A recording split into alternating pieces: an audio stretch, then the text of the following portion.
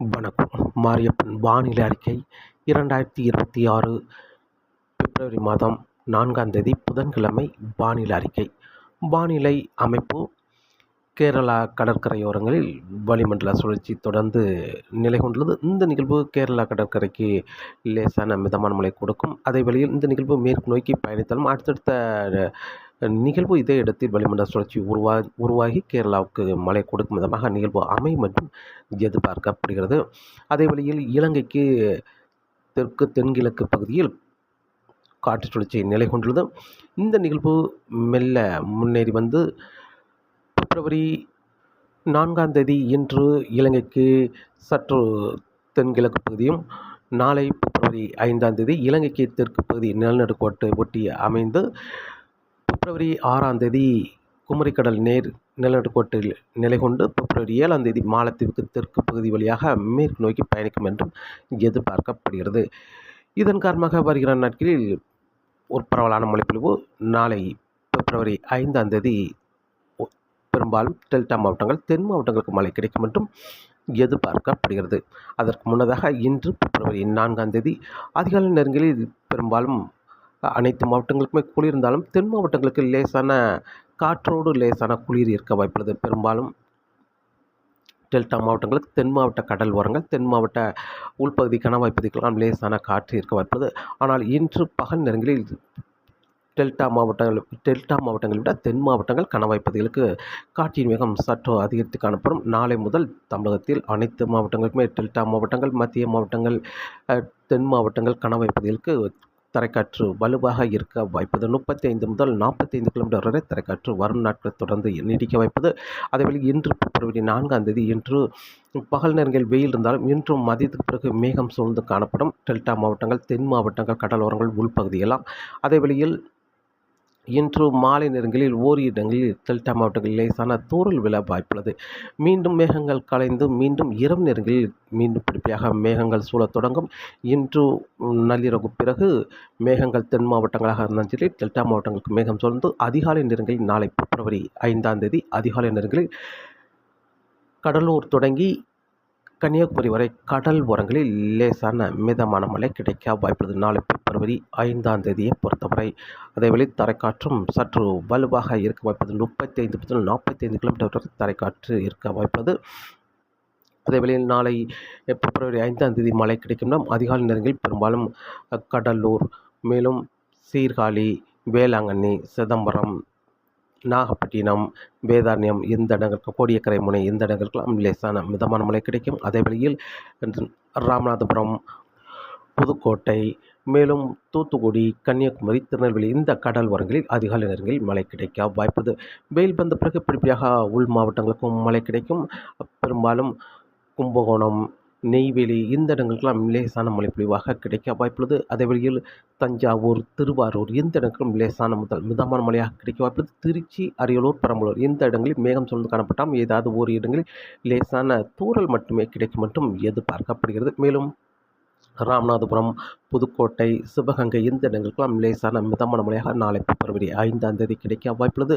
அதேவேளையில் தென் மாவட்டங்களுக்கு அதிகாலை நேரங்களில் கடல் ஓரங்களில் மழை இருந்தாலும் மதியத்துக்கு பிறகுதான் உள்பகுதியில் ஆங்கங்கே மழை இருக்கும். ஆனால் மாலை இரவு நேரங்களில் தான் பரவலாகவே மழை கிடைக்க வாய்ப்புள்ளது. ஆங்கங்கே கனமழையாகவும் கிடைக்க வாய்ப்புள்ளது. பெரும்பாலும் கன்னியாகுமரி, திருநெல்வேலி, தென்காசி, தூத்துக்குடி, விருதுநகர் இந்த மாவட்டங்களில் மாலை அல்லது இரவு நேரங்களில் ஆங்கங்கே கனமழையாக கிடைக்க வாய்ப்புள்ளது. அதேவேளையில் தேனி, திண்டுக்கல் இந்த இடங்களில் மேற்கு பகுதி மிதமான முதல் சற்று கனமழை வரை கிடைக்க வாய்ப்பது. கோயம்புத்தூர் மாவட்டம் தெற்கு பகுதி பொள்ளாச்சி சுற்று வட்டாரங்கள், மேலும் உடுமலைப்பேட்டை சுற்று வட்டாரங்கள், பழனி சுற்று வட்டாரங்களில் லேசான மழைப்பொழிவு கிடைக்கும் என்றும் எதிர்பார்க்கப்படுகிறது. தெற்கே வர வர மழைப்பொழிவு சற்று பரப்பிலும் அதிகரிக்கும், மழைப்பொழிவும் அதிகரிக்கும் என்றும் எதிர்பார்க்கப்படுகிறது. தென் மாவட்டங்களை பொறுத்தவரை பெரும்பாலும் விருதுநகர், தென்காசி, தூத்துக்குடி, கன்னியாகுமரி, திருநெல்வேலி இந்த மாவட்டங்களில் மாலை அல்லது இரவு நேரங்களில் கனமழை கிடைக்கும் என்றும் எதிர்பார்க்கப்படுகிறது. நாளை பிப்ரவரி 5ஆம் தேதி டெல்டா மாவட்டங்களை பொறுத்தவரை மிதமான முதல் சற்று கனமழை வரை கிடைக்க வாய்ப்பது. கடல் ஓரங்களில் உள்பகுதி லேசான முதல் மிதமான மழை, மிதமான முதல் சற்று கனமழை ஓரிரு இடங்களில் மட்டுமே கிடைக்கும் என்றும் எதிர்பார்க்கப்படுகிறது. திருச்சிக்கு வடக்கு பகுதி பெரும்பாலும் ஒதுக்கவே வாய்ப்புள்ளது. சென்னைக்கு மழை கிடைக்குமா என்பது நாளை பார்க்கலாம். சென்னை கடலூருக்கு தெற்கு பகுதி அதிக வாய்ப்பு. சென்னைக்கும் கடலூருக்கும் மழை கிடைக்குமா என்பது நாளை பார்க்கலாம். பிப்ரவரி 6ஆம் தேதியை பொறுத்தவரை பிப்ரவரி 6ஆம் தேதி பெரும்பாலும் அதிகாலை நேரங்களில் தென் மாவட்ட கடல் ஓரங்களில் ஒரு இரு இடங்களில் லேசான மழைப்பொழிவு கிடைக்க வாய்ப்புள்ளது. அதேபோல் தென் மாவட்ட உள்பகுதியிலும் ஒரு இரு இடங்களில் லேசான மழைப்பொழிவு கிடைக்க வாய்ப்புள்ளது. படிப்படியாக காலை 10-11 மணிக்கு பிறகு மழை விலகி முற்றிலுமாக மழை விலக வாய்ப்புள்ளது. அதே வழியில் பிப்ரவரி 6ஆம் தேதி நள்ளிரவு முதல் மீண்டும் பனிப்பொழிவு அதிகரிக்க வாய்ப்புள்ளது. படிப்படியாக குளிர் அதிகரிக்கும்.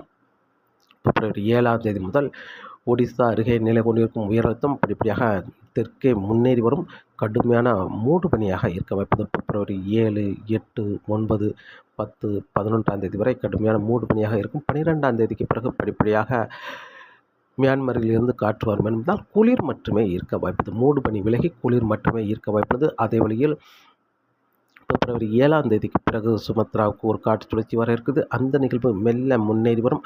அந்த நிகழ்வு பிப்ரவரி 13, 14 தேதிகளில் இலங்கைக்கு தெற்கு பகுதி வழியாக சற்று மேற்கே நகர்ந்தாலும் மேலும் ஒரு நிகழ்வு காற்று சுழற்சி வரும். அந்த நிகழ்வோடு இந்த நிகழ்வு மாலத்தீவு செல்லாமல் மீண்டும் அந்த நிகழ்வோடு ஒரு இணைப்பு சுழற்சியாக மீண்டும் பிப்ரவரி 15, 16, 17 தேதிகளில் இலங்கைக்கு தெற்கு பகுதி வழியாக நிலநடுக்கோட்டு ஒட்டியே மாலத்தீவை நோக்கி பயணிக்கும். அந்த நிகழ்வு நகர்வை பொறுத்து பிப்ரவரி 12ஆம் தேதிக்கு பிறகு மழைப்பொழிவு அமையும் என்றும் எதிர்பார்க்கப்படுகிறது. அதுவரை தமிழகத்தில் குளிர் மட்டுமே இருக்க வாய்ப்புள்ளது. 7ஆம் தேதி முதல் 11ஆம் தேதி வரை மூடுபனியாகும். அதன் பிறகு குளிர் மட்டுமே இருக்கும் என்றும் எதிர்பார்க்கப்படுகிறது. அதற்கு முன்னதாக நாளை பிப்ரவரி 5ஆம் தேதி டெல்டா மாவட்டங்கள், தென் மாவட்டங்கள், மேற்கு தொடர்ச்சி மலைகளில் ஒரு பரவலான மழைப்பொழிவு கிடைக்கும் என்றும் எதிர்பார்க்கப்படுகிறது. அதேவேளையில் காற்றின் வேகத்தை பொறுத்தவரை காற்றின் வேகம் இன்று பிப்ரவரி 4ஆம் தேதி முதல் தரைக்காற்று வலுவாக இருக்க வாய்ப்பது. இன்று டெல்டா மாவட்டங்களுக்கு 30 முதல் 40 கிலோமீட்டராகவும், தென் மாவட்டங்கள், மேற்கு தொடர்ச்சி கணவாய் பகுதிகளுக்கு 35 முதல் 45 கிலோமீட்டர் வரை தரைக்காற்று இருக்க வாய்ப்புள்ளது. நாளை பிப்ரவரி 5ஆம் தேதி முதல் டெல்டா மாவட்டங்கள், மத்திய மாவட்டங்கள், அதேவேளை பாலக்காட்டு கணவாய் பகுதி, தென் மாவட்டங்கள் முழுவதுமே தரைக்காற்று வலுவாக இருக்க வாய்ப்புள்ளது. 35 முதல் 45 கிலோமீட்டர் வரை தரைக்காற்று இருக்க வாய்ப்புள்ளது. அதேவேளை பிப்ரவரி 6, 7 தேதிகள் தரைக்காற்று வலுவாக இருந்தாலும் பிப்ரவரி 8ஆம் தேதிக்கு பிறகு தரைக்காற்று சற்று தீவிரம் குறைந்து மீண்டும் பிப்ரவரி 11ஆம் தேதி முதல் தரைக்காற்று படிப்படியாக அதிகரிக்கும். 12, 13 என்று அடுத்த நாட்களில் தொடர்ந்து தரைக்காற்று அனைத்து மாவட்டங்களுக்குமே இருக்கும் என்றும் எதிர்பார்க்கப்படுகிறது. அதே வேளையில் பிப்ரவரி 7ஆம் தேதி முதல் பிப்ரவரி 11ஆம் தேதி வரை தமிழகத்தில் வெயிலும் சற்று அதிகரிக்க வாய்ப்பது. வறண்ட வானிலை நிலவும் என்பதால் இரவு நேரங்களில் கடுமையான மூடுபனி இருக்கும். பகல் நேரங்களில் வெயில் அதிகபட்சம் 34 டிகிரி செல்சியஸ் வரை வெயில் பதிவாக வாய்ப்புள்ளது. அதேவேளை மீனவர்களுக்கு மீன்பிடிக்க இன்று முதல் வங்கக்கடலில் அதிகபட்சம் 30 முதல் 40 கிலோமீட்டராகவும் இடையிடையே 50 கிலோமீட்டர் வரை காற்றின் வேகம் இருக்க வாய்ப்புள்ளது. ஆனால் வங்கக்கடலை விட மன்னார் வளைகுடாவில் மீனவர்களுக்கு சற்று அச்சுறுத்தும் வகையில் காற்றின் வேகம் இருக்க வாய்ப்புள்ளது. 40 முதல் 50 கிலோமீட்டராகவும் இடையிடையே 55 கிலோமீட்டர் வரை காற்றின் வேகம் இருக்க வாய்ப்புள்ளது. ஆனால் மன்னார் வளைகுடாவை விட குமரிக்கடலில் காற்றின் வேகம் அதிகரித்து காணப்படும். 45 முதல் 55 கிலோமீட்டராகவும் இடையிடையே 60 கிலோமீட்டர் வரை காற்றின் வேகம் இருக்க வாய்ப்பது குமரிக்கடலை பொறுத்தவரை. இந்த காற்றின் வேகம் பிப்ரவரி 4, 5, 6, 7ஆம் தேதி வரை காற்றின் வேகம் அதிகரித்து காணப்படும். 8ஆம் தேதிக்கு பிறகு காற்றின் வேகம் படிப்படியாக குறைந்தாலும் மீண்டும் 11ஆம் தேதிக்கு பிறகு படிப்படியாக வங்கக்கடல், மன்னார் வளைகுடா, குமரிக்கடலில் காற்றின் வேகம் அதிகரித்து காணப்படும். ஆனால் வங்கக்கடலை பொறுத்தவரை நிகழ்வு நெருங்கி வரும் பொழுது காற்றின் வேகம் அதிகரித்து காணப்படும். ஆனால் மன்னார் வளைகுடா, குமரிக்கடலில் நிகழ்வு நெருங்கி வரும் பொழுது காற்றின் வேகம் அதிகரித்து காணப்படும். நிகழ்வு கடந்த பிறகு காற்றின் வேகம் சற்று குறைந்தாலும் அதிகபட்சம் 35 முதல் 45 கிலோமீட்டர் வரை தொடர்ந்து காற்றின் வேகம் இருந்து கொண்டே இருக்கும் என்றும் எதிர்பார்க்கப்படுகிறது. தொடர்ந்து வானிலை அறிக்கையோடு இணைந்திருங்கள். மீண்டும் சந்திப்போம். நன்றி, வணக்கம்.